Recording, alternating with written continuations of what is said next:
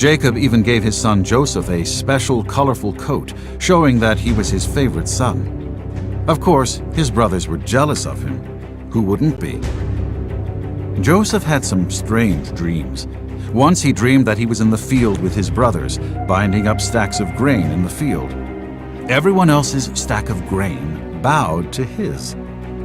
Another time, he dreamed that the sun, moon, and 11 stars were all bowing down to him.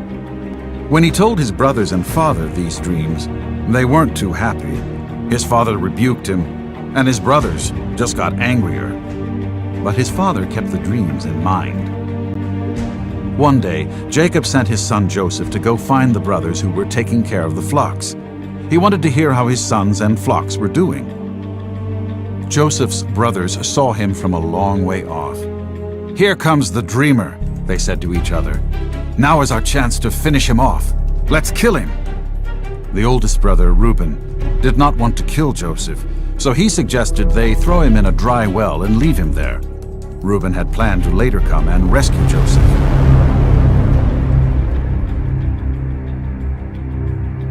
Before he could do that, some traders on their way to Egypt passed by, and his brothers decided to sell Joseph to them. And so Joseph was tied up behind a camel and forced to march all the way to hot, dry, dusty Egypt. Egypt was hundreds of miles away. They spoke a different language. They served strange idols. It was a strange new land, and Joseph would be separated from his family. Joseph was sold as a slave to a man named Potiphar. Potiphar's wife was determined to get her way, and one day she grabbed Joseph and tried to force him to sin. Still, Joseph resisted. He ran away from the scene, but Potiphar's wife had grabbed his coat. She was so angry that she lied about him to Potiphar. The accusation landed Joseph in jail.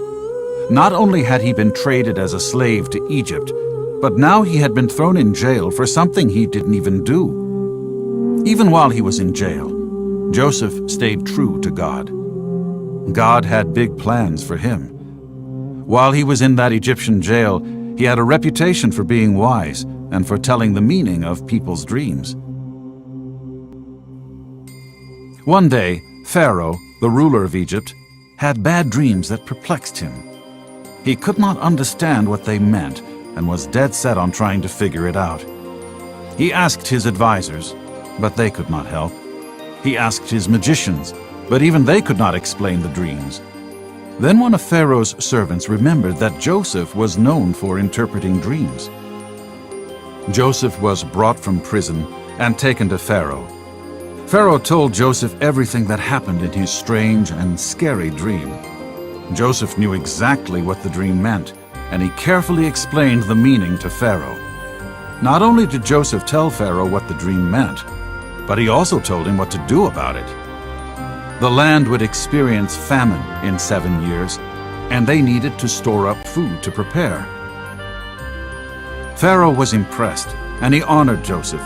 In fact, he made Joseph the second-in-command ruler over all of Egypt. Although he had been rejected by his family and left for dead, he had risen to power and greatness because God was with him. Later on, when Joseph was giving food to the people, his own brothers came to him for help. You can imagine how surprised they were to see their own little brother whom they had left for dead. He was now ruling one of the greatest countries in the world. Joseph brought his whole family to live in Egypt. Even though things looked bad for Joseph, God turned it into good.